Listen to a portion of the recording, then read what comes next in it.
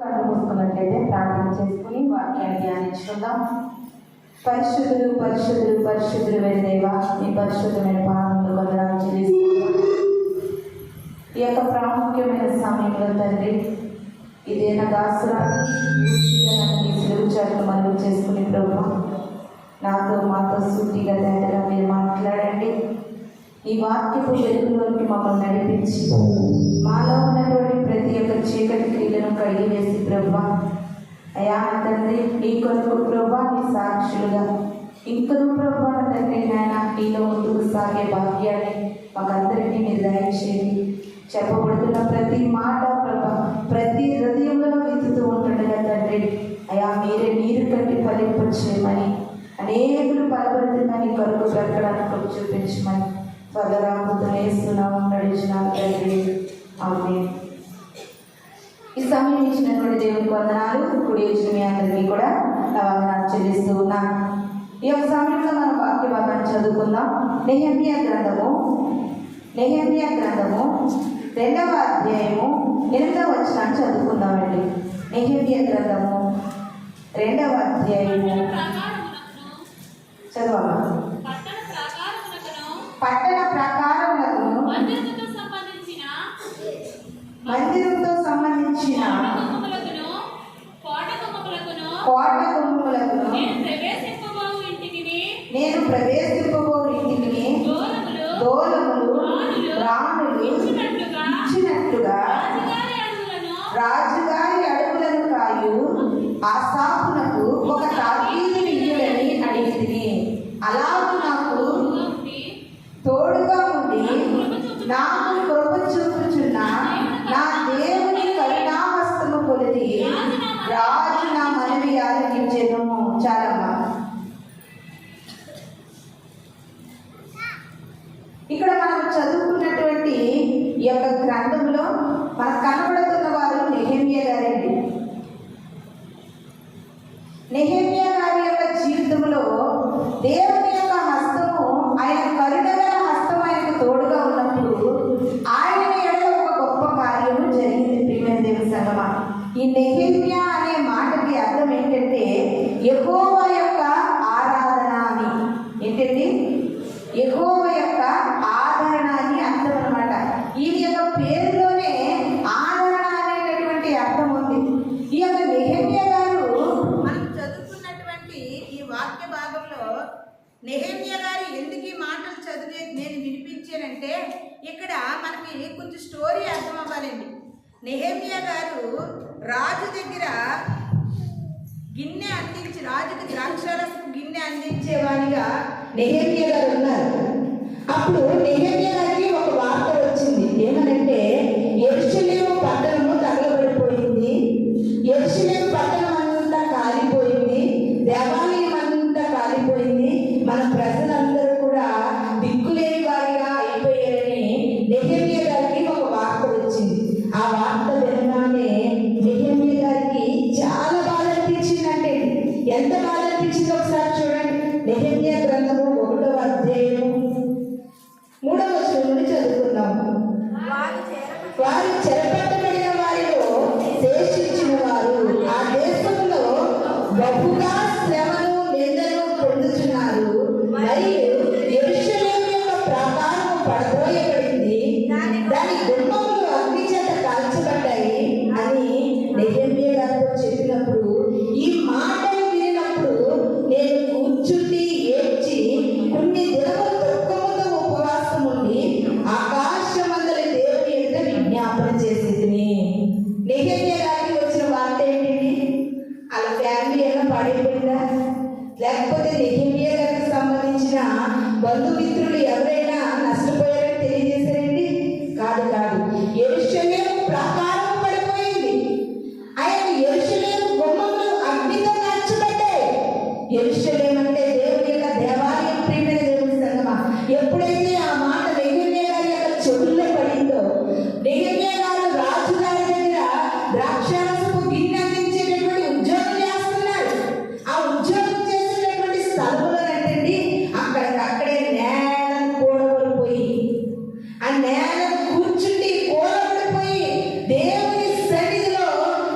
దుఃఖిస్తూ ఉన్నారంటే నెహెమ్యా గారు. ఎందుకు దుఃఖిస్తున్నారు? మందిరం పడిపోయింది, దేవాలయం కూలిపోయింది, గుమ్మాలు కాల్చబడ్డాయి. దేవుని పని ఈ రీతిగా మారిపోయింది ఏంటి? దేవుని సన్నిధిలా అయిపోయింది. దేవుని ప్రాకారాలు పడిపోయి, దేవుని యొక్క గుమ్మములు తగలబడిపోయి అనే వార్త వినగానే నెహెమ్యా గారి గుండెల్లో తీరనటువంటి బాధ, ప్రియమైన దేవుని సంగమా. ఆయన అలాగే కూర్చుని ఏడుస్తూ కొన్ని దినముల దుఃఖంతో ఉన్నారంటే, కొన్ని దినములు ఆయన యెరూషలేము ప్రాకారం వరకు, ఆ యెరూషలేము దేవాలయం తిరిగి కట్టడం వరకు ఆయన ఉపవాసం ఉండి దేవుని సన్నిధిలో ప్రార్థన చేస్తే, దేవుడు ఆయన ప్రార్థన ఆలకించిన తర్వాత యథావిధిగా రాజుగారి దగ్గరికి ద్రాక్షారసం నీళ్ళనుకుని వెళ్ళారంట. వెళ్తే అప్పుడు రాజుగారు నెహెమ్యా ఒక మాట అడుగుతున్నట్లుగా మనకు కనబడుతూ ఉన్నది. ఒకసారి చూద్దాం. అదే నెహెమ్యా గ్రంథము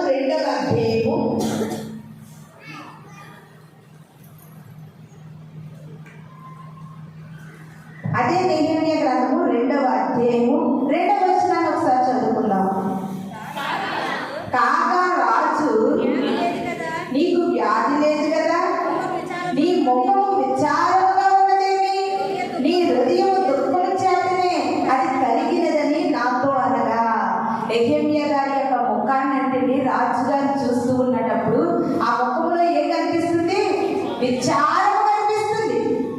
రాజు నెహెమ్యా గారితో అంటున్నారు, నెహెమ్యా, ఎప్పుడు కూడా నీ ముఖంలో సంతోషము, ఆనందాన్ని నేను చూశాను.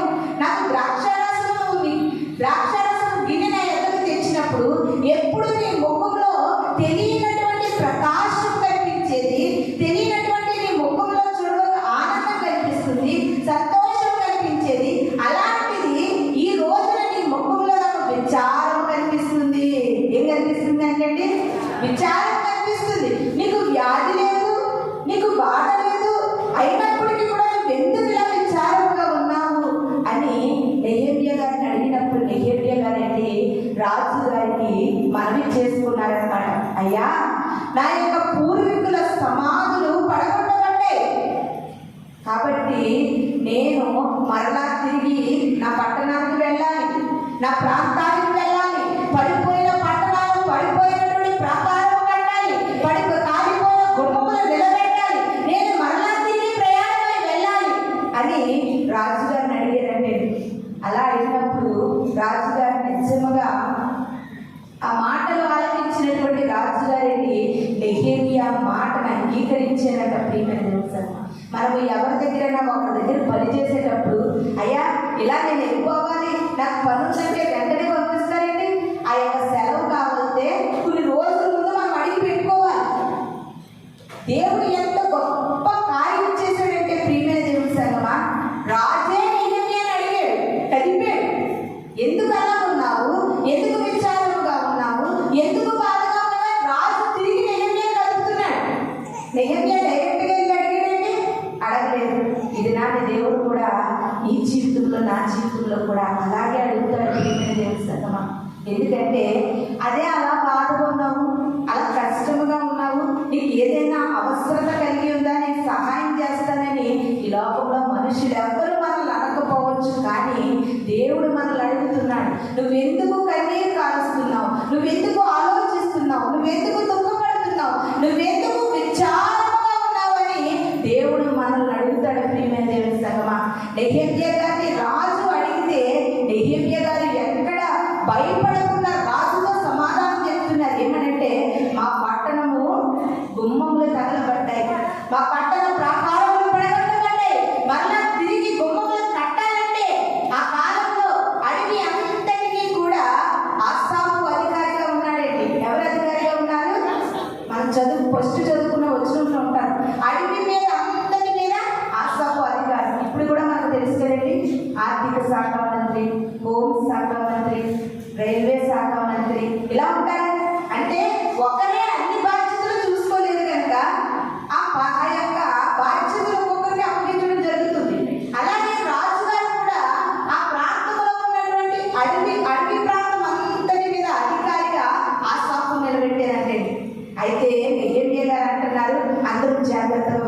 చేస్తున్నారు. వారానికి ఒకసారి మనం దేవుని మందిరంలో కలుసుకుంటాం. మీరు చాలాసార్లు చెప్తూ ఉంటారు, నీకు స్వస్థత కావాలన్నా, నీకు మేలు కావాలన్నా, నీకు అద్భుతం కావాలన్నా ఎవరో వచ్చి నిన్ను పడగొట్టేయొద్దు, నీకు ప్రార్థన చేయొద్దు, వాక్యాన్ని శ్రద్ధగా వింటే చాలు. అపోస్తలుల కార్యములో లూదియా అనేటటువంటి ఒక స్త్రీ వాక్యాన్ని శ్రద్ధగా వినడం వల్ల ఆవిడ హృదయం తెరవబడింది. అన్నింటిలో శ్రద్ధ ఉంటుంది మనకి, వాక్యానికి వచ్చేసరికి శ్రద్ధ ఉండదు. కానీ నీ జీవితానికి, నీ భవిష్యత్తుకి, నీకు కావలసిన సమస్తానికి కూడా ఈ వాక్యమే జవాబుగా ప్రియమైన దేవుని సంగమా. వాక్యంలో అంత శక్తి ఉంది.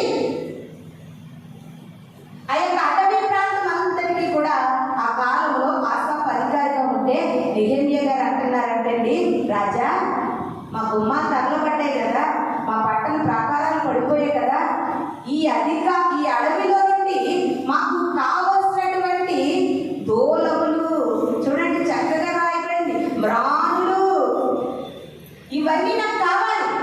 ఇవన్నీ కూడా నాకు కావాలంటే ఆసాపు దాని మీద అధికారిగా ఉన్నాడు కనుక ఆసాపు ఒక లెటర్ రాసిందని కానీ జరగదు. నువ్వు ఆసాపుకి చెప్పు, నాకు కావాల్సిన మెటీరియల్ అంతా నేను అడవిలోకి తీసుకెళ్ళాలంటే ఆసాపు నాకు అంగీకరించాలని చెప్పు అని ఎంత ధైర్యంగా రాస్తూ మాట్లాడుతుంటే ప్రియమైన దేవుని సభ. రాజు అంటే ఆ యొక్క చదువుతున్నాం ఒకసారి చూడండి. ఆసాపు ఒక తాకీదు ఈడని అడిగింది, అలా నాకు తోడుగా ఉండి నాకు కృప చూపుచున్న నా దేవుని కరుణ హస్తం కొలది రాజు నా మనవి ఆలకించెను. హల్లెలూయా, హల్లెలూయా. నీకు ఏదైనా పని కావాలనుకో, నీ జీవితంలో ఏదైనా జరగాలనుకో, ఒక అధికారి దగ్గరికి నువ్వు వెళ్ళాలనుకో, ఆ అధికారి నీ మాటకు లోబడాలంటే, ఆ అధికారి నీ మాట ప్రకారంగా నీకు సహాయం జరిగించాలంటే దేవుని యొక్క కరుణ హస్తము నీకు తోడుగా ఉండాలి. హల్లెలూయా, హల్లెలూయా. దేవుని యొక్క కరుణ హస్తము నీకు తోడుగా ఉండాలి ప్రియమైన దేవుని సంగమా. ఎప్పుడైతే ఆయన యొక్క కరుణ హస్తము తోడుగా ఉందో, ఎంత పైన అధికారి అయినప్పటికీ కూడా ఆ యొక్క హస్తం నీకు సహాయం చేసేటట్టుగా కార్యము జరిగిస్తుందండి. ఇది నాడు మనం ఈ యొక్క సమయంలో మనం మాట్లాడుకోబోతున్న వాక్యం యొక్క టైటిల్ ఏంటంటే ప్రియమైన దేవుని సంగమా, ఆయన హస్తము మనకి ఎప్పుడూ తోడుగా ఉండాలి. ఆయన హస్తము మనకు తోడుగా ఉన్నప్పుడు మనకి జరగలేని పరిస్థితుల్లో కూడా, లేకపోతే మనకి ఈ పనికి కావాలని ఒక గవర్నమెంట్ నిర్ధారించినప్పటికీ కూడా దేవుడు ఒక కార్యం చేస్తాడు. ఒక హాస్పిటల్లో ఒక డాక్టర్ గారు నీ పరిస్థితి కుదరదని ఒక లెటర్ రాసి ఇచ్చినప్పటికీ కూడా ఆయన కరుణాహస్తం నీకు తోడుగా ఉంటే నీకు గొప్ప కార్యం జరుగుతుంది. దేవుని యొక్క కరుణాహస్తం అంటే నెహెమ్యా గారికి తోడుగా ఉంది. అందుకే రాజు అంట నెహెమ్యా యొక్క మనవి ఆలకించాడంట. నెహెమ్యా యొక్క మనవి ఆలకించాడు ప్రియమైన దేవుని సంగమా. ఇది నాటి నీ పరిస్థితులను బట్టి, నీ స్థితిగతులను బట్టి నువ్వు అనుకుంటూ ఉన్నావు, నా మనవి ఆలకించేవారు ఎవరు లేరనుకుంటున్నావు. ఒకవేళ నేను వెళ్ళి ఎవరినైనా సహాయం అడిగితే వారు నాకు సహాయం చేయగలరా లేదా అని అనుకుంటున్నావేమో.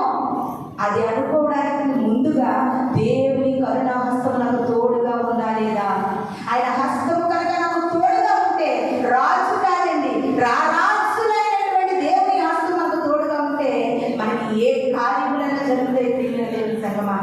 ఒక రాజు గారి దగ్గర ఒక ద్రాక్షరసం గిన్నె అందించే వ్యక్తి ఎంతగా మాట్లాడగలిగాడంటే అది దేవుని యొక్క కరుణాహస్తము అతనికి తోడుగా ఉంది. కాబట్టి వెంటనే రాజు నెహెమ్యా ఏ మ్రానులు అడిగాడో, ఏ దోలములు అడిగాడో, అడవి ప్రాంతంలో ఉన్నటువంటి తన అవసరాలన్నీ కూడా తన పట్టణాన్ని, యెరూషలేము దేవాలయాన్ని, యెరూషలేము పట్టణాన్ని మరలా తిరిగి కట్టడానికి ఏదైతే అడిగాడో అది ఇచ్చాడు, ప్లస్ సెలవు కూడా ఇచ్చాడు.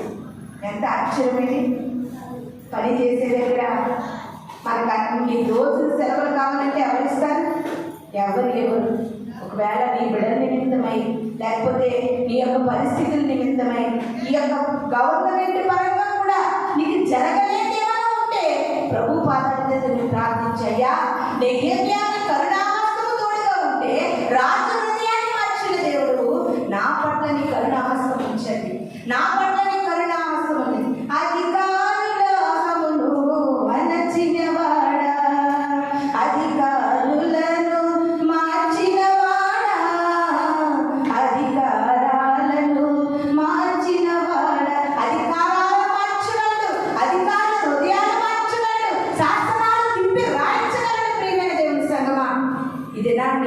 పట్ల దేవుని కార్యములు జరగాలంటే ముందుగా నీకు ఆయన కరుణ గల హస్తము నీకు తోడుగా ఉండాలి.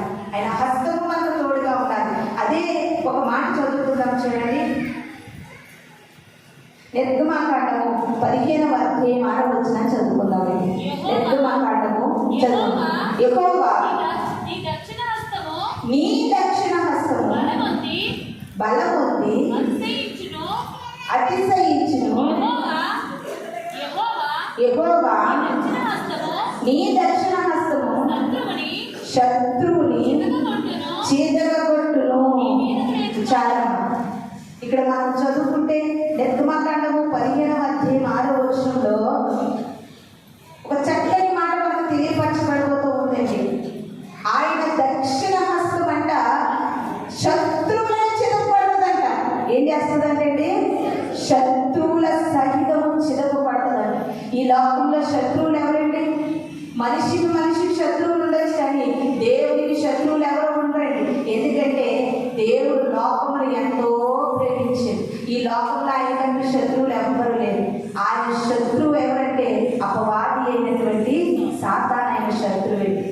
ఆయన శత్రువు ఒకే ఒకడు, అదే అపవాది.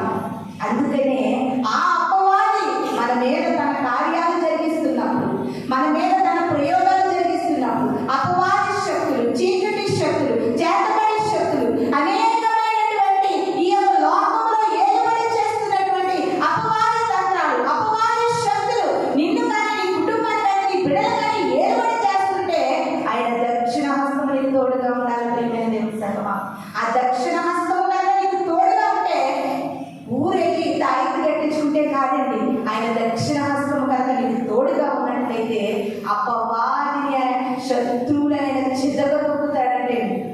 ఆయన ఆల్రెడీ మన కొరకు ప్రాణము పెట్టి రక్తము కార్చి సిలువలో శత్రువుని యొక్క అపవాది తలను ఏం చేశాడండి, సిలువ ప్రాణం పైన మన వరకు ప్రాణము పెట్టినటువంటి యేసయ్య శత్రువు తలను ఆనాడే చిదగొట్టిన దేవుడు. ప్రియమైన దేవుని సంగమా, శత్రువు అంటే నీ పక్కన నీతో మాట్లాడకపోతే ఆ శత్రువు అనుకుంటున్నావేమో, నీ ఎదురింటో నీతో మాట్లాడకపోతే ఆ శత్రువు అనుకుంటున్నావేమో. నీకు చెప్పనా, ఈ సాతాను గారి శత్రువు కంటే ఆ ఈ మాట్లాడే మనిషి శత్రువులే మంచోళ్ళు అని అడిగితే, ఈ సాతాను గారు నిన్ను అనేక రీతిలుగా ఇబ్బందులు పెడతా ఉంటాడండి. నీకు శ్రమలు కలిగించడానికి, నీకు శోధన కలిగించడానికి, నీ కుటుంబంలో మనశ్శాంతి లేకుండా, నీ కుటుంబంలో నెమ్మది లేకుండా, నీ ఆరోగ్యం పట్ల కుదురు లేకుండా ఇలాంటి పరిస్థితులన్నీ కలిగించేవాడే అపవాది అయిన సాతాను. ప్రియమైన దేవుని సంగమా, అటువంటి అపవాది అయిన సాతానికి ఒకే ఒక మందు ఏంటో తెలుసా?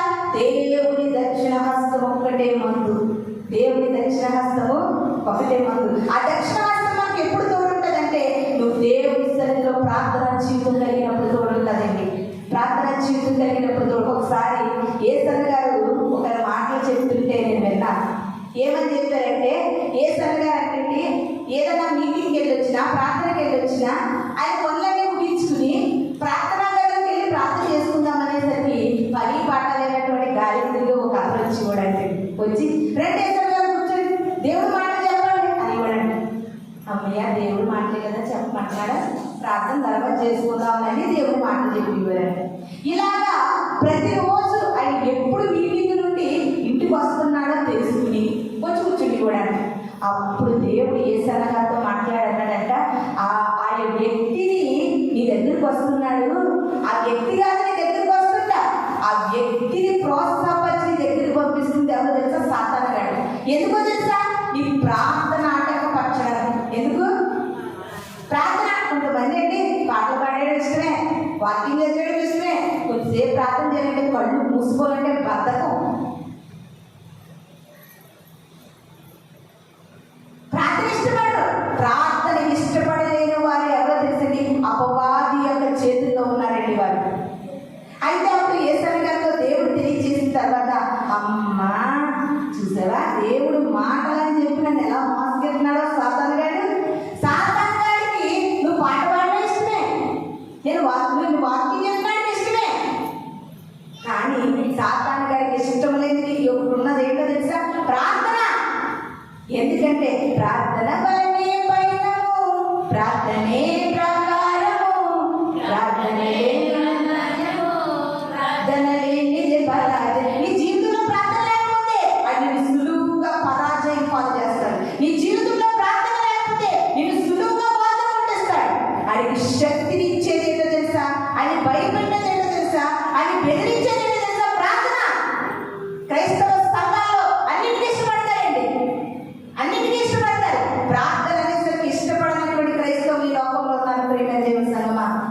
అప్పుడు ఏసన్ గారు అన్నారంట, ముళ్ళుతోనే తీయాలి, వజ్రంతోనే తీయాలి కదా అని మరలా మీటింగ్కి వచ్చారంట. వచ్చి స్నానం చేసి మరలా గదిలోకి ప్రార్థన చేసుకోవడానికి వెళ్ళాలనుకునేసరికి ఆ సాతాను గారు వచ్చేసాడండి. ఏసన్ గారు ఏంటి ప్రార్థన చేసుకోవడానికి వెళ్ళిపోతారా, నా దేవుడు మాటలు చెప్పండి అన్నాడంట. అంటే అప్పుడు ఏసన్ గారు అన్నారు, అయ్యా రోజు దేవుడు మాటలు అంటున్నావు కదా, ఈరోజు మన ఇద్దరం కలిసి ప్రార్థన చేసుకుందాం గదిలోకి వెళ్ళి అన్నారంటే. అంతేనండి, అవునండి, అయ్యయ్యో నాకు చాలా ముఖ్యమైన పని ఉందండి, రేపు వస్తామో ప్రార్థన చేసుకుందాం పోయాడండి. చూసారా, సాతాను గారు నీ దగ్గర ఓడిపోవాలంటే నీలో ప్రార్థన జీవితం ఉండాలి. క్రైస్తవ్యంలో ఏదన్నా ఏది లేకపోయినా కాదండి, ముందు ప్రార్థన ఉండాలి. ప్రాకారంలో పడగొట్టేది ప్రార్థన. ప్రాకారంలో కాదండి, నాటినవి పెళ్ళగించడానికైనా అవి వేళ్ళతో సహా ఓడగలగడానికైనా సరే ప్రార్థనలో పరాజయం అంటూ ఏమి ఉండదో ప్రియమైన తెలుసమ్మ. ప్రార్థనలో పోరాడడం, పట్టుదల కలిగిన ప్రార్థన చేయాలి. నీలో అటువంటి ప్రార్థన శక్తి నీలో ఉన్నప్పుడు దేవుని యొక్క దక్షిణ హస్తం నీకు ఎల్లప్పుడూ తోడుగా ఉంటుంది. నీ పైన వస్తున్నటువంటి అపవాది అయిన శత్రువులు ఆ యొక్క హస్తము చిదగదొరుకుతుందని ఇది నాన్న ప్రభు మనతో మాట్లాడుతూ ఉన్నారు. ఇంకొక మాటను చూద్దాం. మొదటి రాజుల గ్రంథము 18వ అధ్యాయము 46వ వచనం చదువుకుందామండి. మొదటి రాజుల గ్రంథము 18వ అధ్యాయము. యెహోవా హస్తము ఏలీయాను బలపరచగా తన నడుము బిగించుకుని అతడు నడుము బిగించుకుని ఆహాబు కంటే ముందుగా పరిగెత్తుకుని పోయి ఇశ్రాయేలీయుల గుమ్మమునకు వచ్చెను. చూడండి ప్రియమైన దేవుని సంగమా, ఇక్కడ మనకు కనబడుతున్న వారు ఏలీయా గారండి. యెహోవా హస్తము ఏలీయాను బలపరచగా అతడు నడుము బిగించుకుని ఆహాబు కంటే ముందుగా పరిగెత్తుకుని పోయి యెజ్రెయేలు గుమ్మమునకు వచ్చారంటే, ఈ మాట మీకు అందరికీ అర్థం అవ్వాలంటే ఈ మాటకు చిన్న అర్థం చెప్తారు. ఆహాబు అంటే ఎవరంటే ఆయన మహారాజు. ఆహాబు ఎవరండి? ఇశ్రాయేలు యోధా రాజుల్లో ఆహాబు గారు ఒక రాజు. అయితే ఆహాబు గారు ఏలీయా గారితో మాట్లాడుతుంటే ఏలీయా గారు ప్రార్థించగా 3.5 సంవత్సరాల వర్షము ఆగిపోయింది.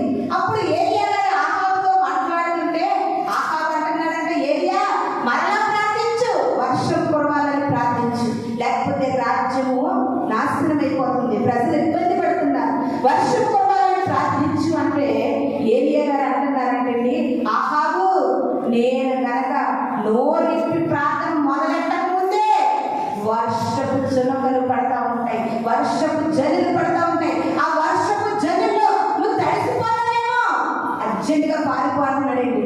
ఒక సామాన్యమైన మనిషి రాజుతో మాట్లాడే విధానం ఎంత గొప్పగా ఉందో చూడాలి ప్రియమైన దేవుని సంగమా. ఆహాబు, నీకు రథం ఉండొచ్చు, నీకు రౌతులు ఉండొచ్చు, నువ్వు వేగంగా నాకంటే ముందుగా నువ్వు పోవచ్చు, కానీ వర్షం కొరకు ప్రార్థిస్తూ ఉన్నాను, నువ్వు మధ్యలో తడిసిపోతావు, వెళ్ళిపో అంటే ఆహాబుకు ఆశ్చర్యం అనిపించింది. ఇంకా నువ్వే పారిపోవాలి, నువ్వే నడవాలి, నువ్వే పారిపోవాలి, నాకేంటి రథం ఉంది, రథం నడిపే సేవకున్నాడు, రౌతులున్నాయి, నేను ఎట్టేడిపోతాననుకున్నాడు ఆహాబు. అప్పుడు వెంటనే యెహోవా హస్తము ఏలీయాను బలపరచగా ఆహాబు కంటే ముందు ఏలీయా పరిగెత్తుకుని పారిపోయాడండి. యెహోవా హస్తము బలపరచగా నడుము బిగించుకుని పారిపోయాడండి. ఇది నాకు చదువుకునే వేళ కూడా ఈ మాటను బట్టి నేను ఒక మాటను మీకు తెలియజేయాలనుకుంటున్నాను. ఒకవేళ అందరికంటే క్లాస్లో నువ్వే లాస్ట్ స్టూడెంట్ అవ్వచ్చు, లేకపోతే అందరికంటే కూడా నువ్వు బాగా చదవలేకపోతున్నావేమో. ఇది నా వాక్యం నీతో మాట్లాడుతుంది.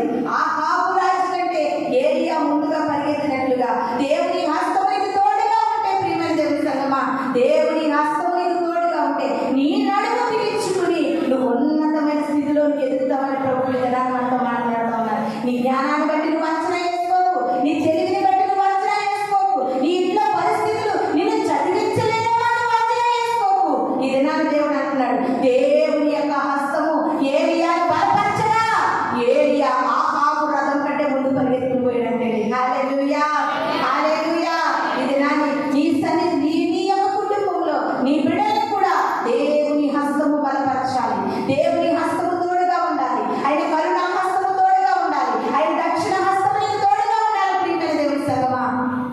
ఎంత గొప్ప మాట చూడండి. నిజంగా ఏరియా కొరకు అసలు చదువుతూ ఉంటే ఒళ్ళు గొగ్గలు పొడుస్తూ ఉంటారు.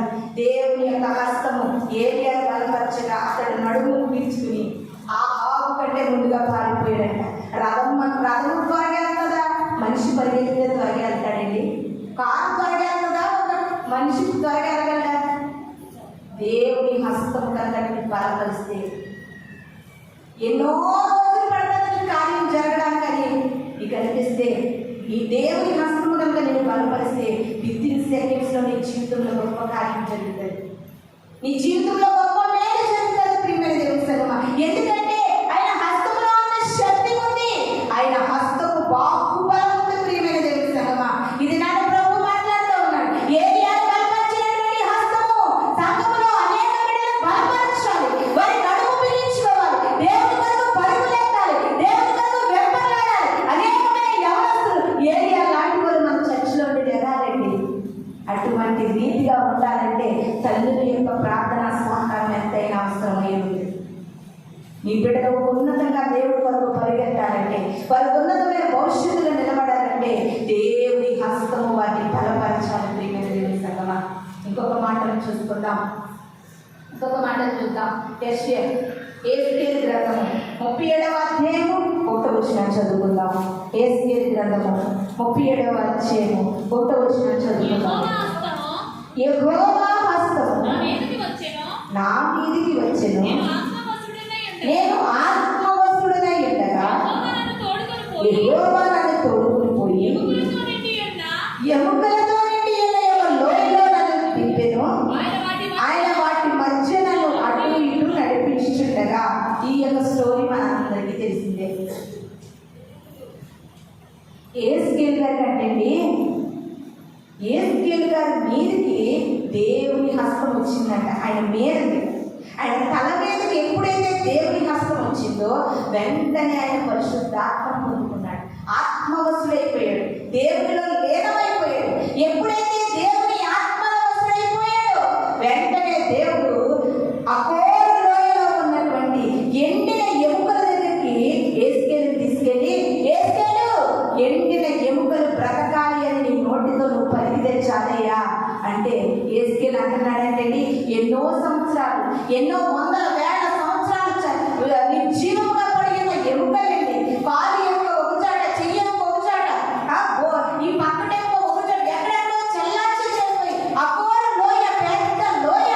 ఆ లోయలో అనేక ఎముకలు, ఎండిపోయే ఎముకలు ఆ లోయలో పడినప్పుడు దేవుడు అంటున్నాడండి, నా హస్తము నీ మీదకి వచ్చింది కనుక ఎండిన ఎముకలు బ్రతకాలి అని పలికంటున్నాడండి.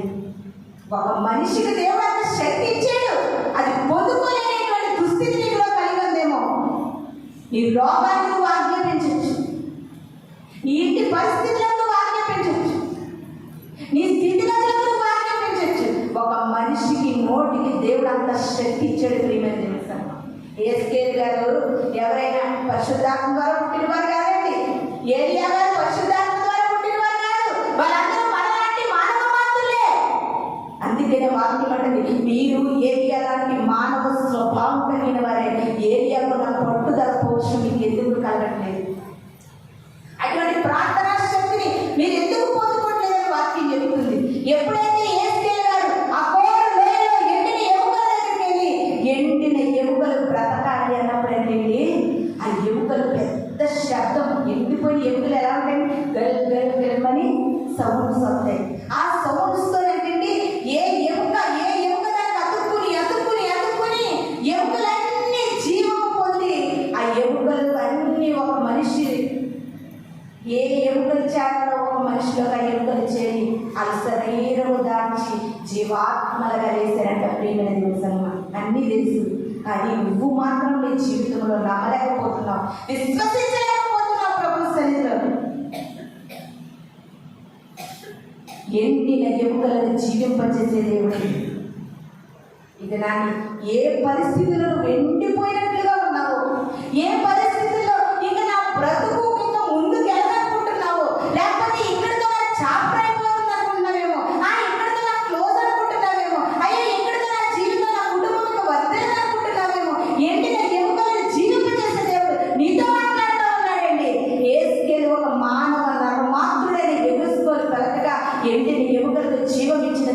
విశ్వాసముతో పలుకు, నమ్మకముతో పలుకు. దేవుడు చేస్తాడనే ఒక ఆలోచన కలిగి, ఒక స్థిరత్వముతో, అయ్యా నా జీవితంలో, నా బ్రతుకులో, నా పరిస్థితుల్లో నేను ఇలా ఉండాలని నీ నోటితో నువ్వు పలికితే ఆ మాటను దేవుడు అక్షరాల నెరవేర్చబోతూ ఉన్నాడు. ప్రియమైన దేవుని సంగమా, ఎండిన ఎముకలను జీవింపచేసే దేవుడు ఇది నా నేను జీవింప చేయబోతూ ఉన్నాడు. నీ పరిస్థితులు మార్చబోతూ ఉన్నాడు, నీ స్థితిగతులు మార్చబోతూ ఉన్నాడు. ఒకవేళ ఆత్మీయ స్థితిలో నువ్వు ఎండిపోయినావేమో, ఎండిన ఎముకలు జీవింపచేసే దేవుడేది.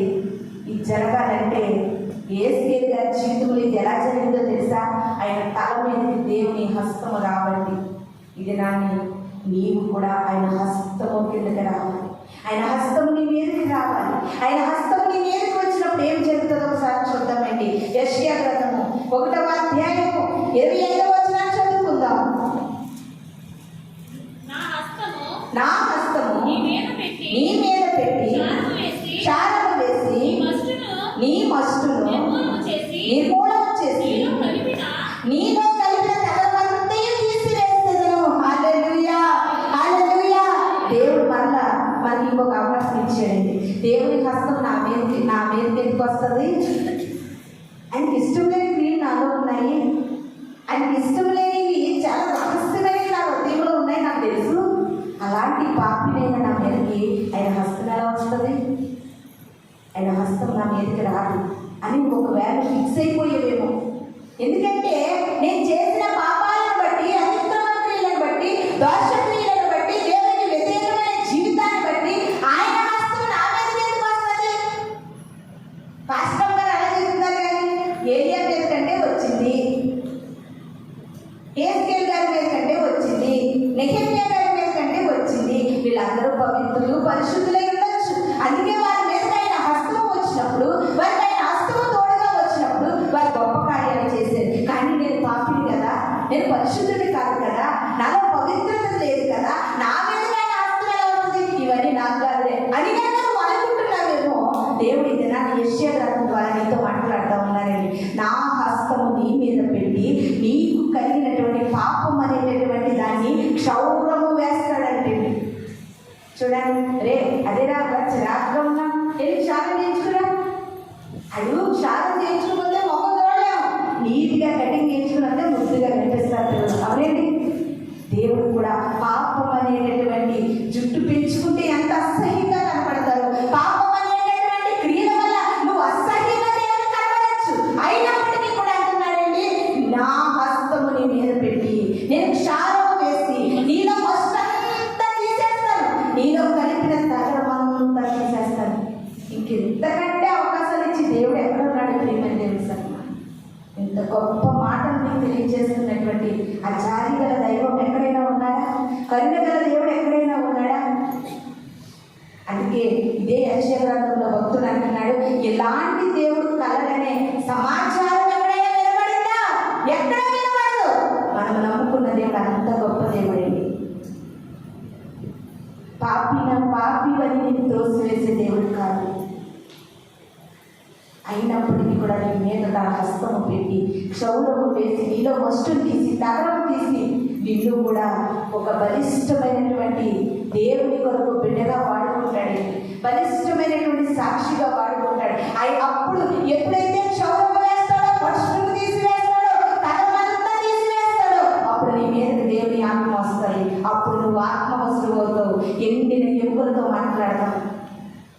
రాజులైన అధికారులైనా భయపడకుండా మాట్లాడతాం. ఎందుకంటే ఈ లోకంలో రాజులకు రారాజైన దేవుని మనం నమ్ముకున్నాం, ప్రభువులకు ప్రభు యేసుని మనం నమ్ముకున్నాం. ఆయన కంటే గరుడు గొప్పవారు ఈ లోకంలో ఎవరు లేరు. ప్రియమైన దేవుని సంగమా, ఆయన ఈ లోకంలో ఉన్న అధికారులు భూలోకాన్ని వెళ్తారేమో. మనము నమ్ముకున్న రాజాధికారి దివినేందు రాజా, భువినేందు రాజా, నీకే దివిని అంటున్నాడండి. ఈ అధికారులు భూలోకంలో ఏర్పాటు చేస్తారు. టైం అయిపోయాక సైలెంట్గా సమాధుల్లోకి వెళ్తారు. కానీ మనం నమ్ముకున్న దేవుడు సర్వ సజీవుడు, యుగ యుగంలో సజీవుడైన దేవుడు. ఆయన భూలోకంలో ఏలుతున్నాడు. అక్కడ దివిని కూడా, ఆకాశాన్ని కూడా ఏర్పాటు చేస్తున్నాడు. అటువంటి గొప్ప దేవుడిని మనం నమ్ముకున్నాం. ప్రియమైన దేవుని సంగమా,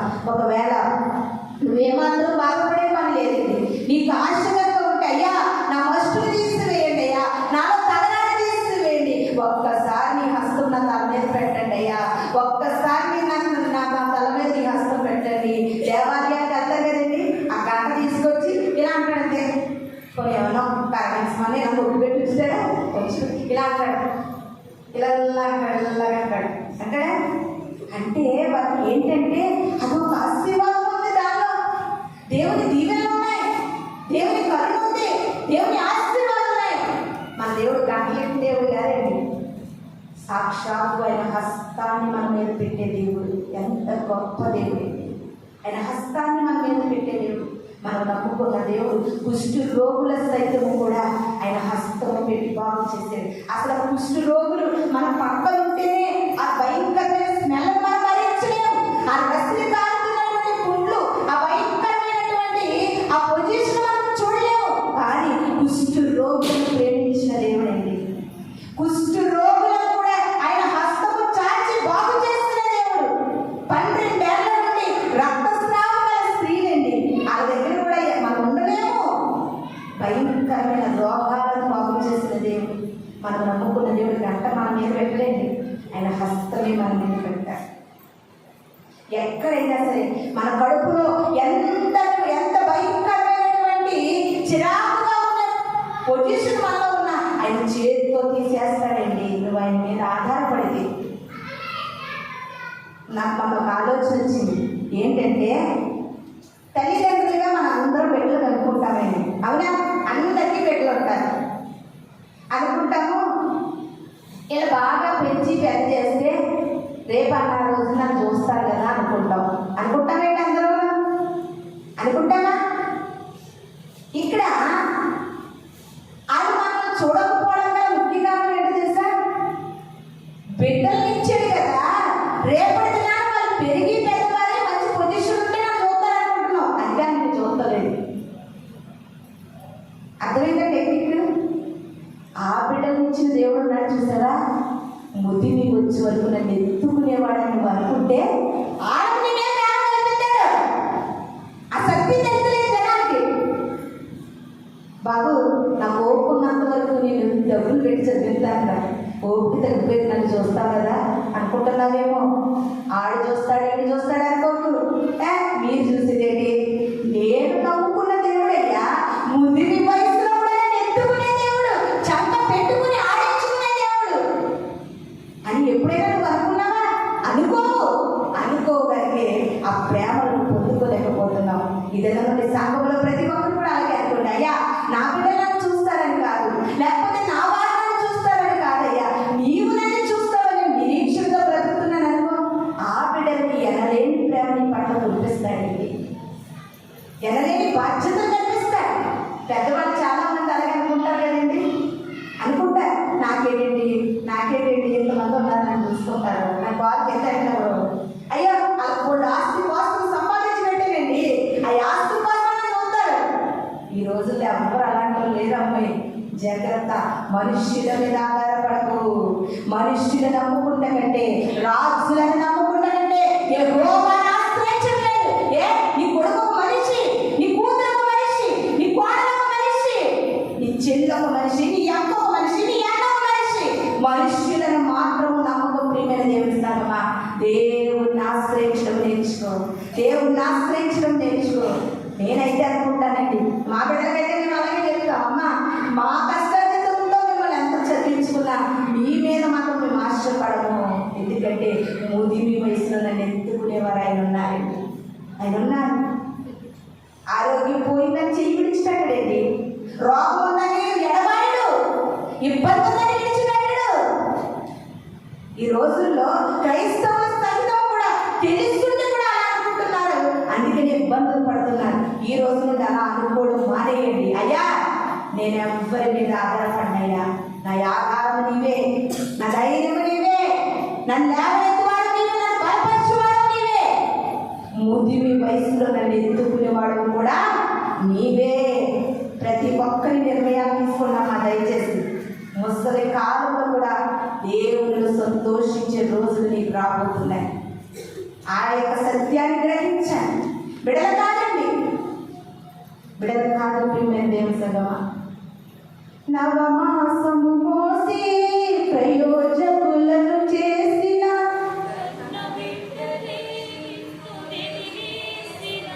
చూసారా, అలాంటి పరిస్థితులు ఏంటి? గడ్డు రోజులు, భయంకరమైన రోజుల్లో మనం ఉన్నాం. ప్రియమైన దేవుని సంగమా, ఎవరి మీద ఆశపడకు. నరుడు మనిషి అన్నా ఎవరి మీద నువ్వు ఆశ పెట్టుకోవద్దు. దయచేసి ఆశ పెట్టుకోవద్దు.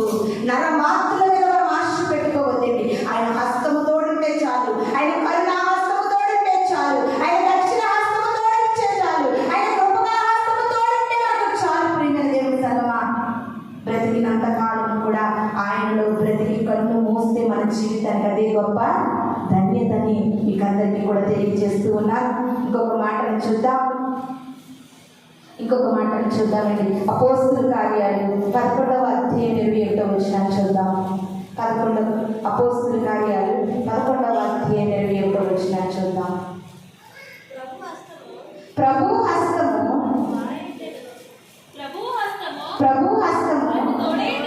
నాకు తోడైండెను కనుక దానికి తోడైండెను కనుక నేను చదువుకుంటానంటే, ప్రభు హస్తము వారికి తోడైండెను కనుక నమ్మిన వారు అనేకులు ప్రభు తట్టు తిరిగిరి. హల్లెలూయా, హల్లెలూయా. ఈ దినాన్ని వాక్యం ఆలకిస్తున్నారండి. వాక్యం ఆలకించి కొంచెం చర్చి దాటేసరికి మర్చిపోతున్నారు. కానీ దేవుని హస్తం ఎవరికైతే తోడుందో వారంటండి దేవుని మాటల విషయంలో ఆ యొక్క వాక్యం ఆలకించి వెంటనే ప్రభు వైపు తిరిగిపోతారంటండి. అంటే క్రైస్తవులు అనేకులకు ఆయన హస్తం తోడుగా లేదా? వినవాక్యం విన్నట్టు పోతుంది, తిన్నది చిన్నట్టు పోయినట్టుగా, విన్నది విన్నట్టు పోతుంది. ఎక్కడెక్కడ వదిలేస్తున్నావు? మందిరంలో వదిలేస్తున్నావు. విన్న వాక్యాన్ని అన్ని పెడచెవులు పెడుతున్నావు అంటే ఇంకా నీకు ప్రభు హస్తం తోడుగా లేదేమో. నిజముగా నీకు ప్రభు హస్తము తోడుగా ఉంటే నమ్మిన వారు అనేకులు ప్రభు వైపు తిరుగుతారంట. ప్రియమైన దేవుని సంగమా, ఈ యొక్క వాక్యం ఆలకిస్తుంది. నీకు ప్రభు వైపు తిరిగేవా? ప్రభు వైపు తిరిగిన జీవితం నీకుందా? ప్రభు వైపు తిరిగిన విడగా జీవించగలుగుతున్నావా? ఇంకా వాక్యం ఆలకిస్తున్నావు కానీ నీలో నమ్మిక లేదండి. విన్న వాక్యము ఆయన హస్తం ఎవరికైతే తోడుగా ఉంటుందో వెంటనే తోడుగా ఉన్న వారందరూ కూడా ఆయన మాటలు విని లోకము నుండి దేవుడి వైపు తిరుగుతారంట, లోకములో నుండి దేవుడిలోకి వస్తారంట. కానీ మన క్రైస్తవుల యొక్క వైఖరి ఎలా ఉంటుందంటే, లోకంలోనూ ఉంటాము, మందిరానికి వస్తాము, లోకంలోనూ ఉంటాము, వాక్యాన్ని వింటాము, లోక క్రియలు చేస్తాము, వాక్యపు క్రియలు చేస్తాము. ఒక వారిలో 2 కత్తులు పట్టవు. ప్రియమైన దేవుని సంగమా, ఇది నాని ప్రభు ఒక బలమైన వర్తమానం ద్వారా మనతో మాట్లాడినారు. ఈ వర్తమానం ద్వారా ఆఖరి మాటని ఒకసారి దేవుడికి తెలియజేస్తూ ఉన్నారు. ఆయన హస్తము ఎవరికైతే తోడుగా ఉందో విన్న వాక్యము విన్నట్టు వారి హృదయాలను చర్చుకుని పోతుంది. వెంటనే వాక్యము వైపుగా ప్రభు వైపుగా వారు తిరుగుతారంట. నువ్వు ఇంకా ప్రభు వైపు తిరిగిన బిడ్డగా ఉన్నావేమో, ఇంకా లోకంలోనే జీవితాన్ని కొనసాగించే బిడ్డగా ఉన్నావేమో. ఉంటే కనుక నీకు ఒక మాట అర్థం అవ్వాలి. ఆయన హస్తం ఇంకా నా తల మీదకి రాలేదు, ఆయన హస్తం ఇంకా నాకు తోడుగా లేదు, ఆయన దక్షిణ హస్తం ఇంకా నాతో లేదు, ఆయన కరుణగల హస్తం నాతో లేదు, ఆయన హస్తం నా మీద పెట్టలేదు, నాకు ఇంకా క్షౌరం లేదు, నా వస్తువుది లేదు, నా తగనది లేదు. నిజంగా దేవుడి హస్తమే నాకు తోడుగా ఉంటే ఇన్ని వాక్యాలు నేను ఎందుకు ప్రభు వైపు తిరగలేకపోతున్నాను? ఇంకొక సూటి అనే ప్రశ్న. ఇంకా నేను ప్రభు వైపు ఎందుకు తిరగలేకపోతున్నాను? ఇంకా నా ఆలోచనలు ఎందుకు మారలేకపోతున్నాయి? నా స్థితిగతులు ఎందుకు మారలేకపోతున్నాయి? నా జీవితం ఎందుకు మారలేకపోతుంది? ఒక ఆలోచన కలుగుతుందా? ప్రియమైన దేవుని సంగమా, నిజముగా దేవుడు అంటాను, నీవు కనుక ప్రభు వైపు తిరగగలిగితే, నువ్వు ప్రభు వైపు తిరిగితే ఆశ్చర్య అద్భుత కార్యాలు నీ నుండి ప్రభు చేయబోతూ ఉన్నాడండి. ఉన్నతంగా దేవుని కొరకు నిన్ను నిలబెట్టబోతూ ఉన్నాడు. అనేక ఆత్మల రక్షణ కొరకు నిన్ను వాడుకోబోతూ ఉన్నాడు. అనేకులను బలపరిచే బలవంతులుగా నిన్ను వాడుకోబోతూ ఉన్నాడు. అనేకులు దేవుని వైపు తిప్పేటప్పుడు చుక్కానిగా నిన్ను వాడుకోబోతున్నాడు. అనేకులకు సువార్త ప్రకటించి దేవుని గొప్పతనాన్ని తెలియజేసే ఆకాశ మండలంలో జ్యోతిగా నిన్ను వాడుకోబోతూ ఉన్నాడండి. నీవు కనుక వాక్యమే నీ ప్రభు వైపు తిరగగలిగితే ఇన్ని విధాలుగా దేవుడు సంఘాన్ని వాడుకోవాలని ఆశపడుతూ ఉన్నాడు. కాబట్టి మనం అందరం కూడా నిన్న వాక్యాన్ని బట్టి ప్రభు వైపు తిరిగే బిడ్డలుగా ఉండాలి. నెహెమ్యా గారు ప్రార్థించినట్లుగా ఆయన కరుణ గల హస్తం ఆయనకు తోడుగా ఉన్నప్పుడు నెహెమ్యా ఒక్క మామూలు మనిషి యొక్క మాటలండి రాజు ఆలకించేశాడంటే. అతను ఏది అడిగితే ఇచ్చేసాడు, సెలవులు ఇచ్చాడు, అడిగిన ఇచ్చేసాడు. దేవుని యొక్క దక్షిణ హస్తం తోడేంటి. అపవాది మనం ఎన్ని ప్లాన్లు చేసి ఎన్ని పరిస్థితుల నుండి శ్రమ పెట్టి చిక్కులు పెట్టి ఇబ్బంది పెట్టాలనుకున్నా సరే దక్షిణ హస్తం తోడుంటే దేవుడు దాన్ని చెదపత్రుకుంటాడని వాక్యం ద్వారా మాట్లాడుతూ ఉన్నాడు. ఇది నాన్న ప్రభు ఆయన హస్తాల గురించి అనేకమైన మాటలు మనం తెలియజేశాడు కనుక ఆ మాటలు విన్న మనము దేవుని వైపు తిరిగే బిడ్డలుగా ఉండాలని ఈ కొద్ది మాటలు దేవుడు మన వెనుకల్లో దీవించి ఆశీర్వదించిన గాక. మనం అందరం కళ్ళు వేసుకున్నట్లయితే చిన్న ప్రార్థన చేసుకుందాం. స్తోత్రము స్తోత్రము స్తోత్రము స్తోత్రము స్తోత్రము. మహోన్నతమైన తండ్రి గారు మీ పరిశుద్ధమైన పాటలు కొందనాలు స్తోత్రాలు చెల్లించుకుంటున్నామయ్యా. అవును ప్రభా, నీ హస్తము తోడుంటే చాలయ్యా. రాజ్యాలను గెలిచిన వారు ఉన్నారు, నీ హస్తము తోడుంటే చాలు. రాజ్య శాసనాలు మార్చిన వారు ఉన్నారు, నీ హస్తము తోడుంటే చాలు. ఎండిన ఎముకలు సైతము జీవింపచేయగలిగే శక్తి కలిగిన వారు ఉన్నారని ఇది నాటి ప్రభా వాక్యము ద్వారా అనేక రీతిగా మనతో మాట్లాడేవయ్యా. అయ్యా విన్న వాక్యం అందరి హృదయాలను నీరు పెట్టి ఫలింపచేయండి. ఈ క్షణం నుండి ఈ దినం నుండి నీ హస్తము మాకు తోడుగా ఉండాలి. నీ దక్షిణ హస్తము ప్రభా మా తల మీద ఉండాలి. యేసయ్యా అనేకమైన గొప్ప కార్యాలు చేసేవారిగా నీ కొరకు మేము బ్రతకడానికి ప్రభు అనుగ్రహించండి. ఇన్ని వాక్యాలు వింటున్నాం, ఇంకా ప్రభు వైపు తిరగలేనటువంటి దుర్భర జీవితాలు మాలో నుండి తీసివేయండి. నీ హస్తము తోడుగా ఉంచి విన్న వాక్యానుసారముగా నీ వైపు తిరిగే మనస్సులు మాకందరినీ మీరు దయచేయమని త్వరలో రాబోతున్న యేసు పరిశుద్ధ నామములో అడిగి వేడుకుని ప్రార్థిస్తున్నాను తండ్రి. ఆమేన్.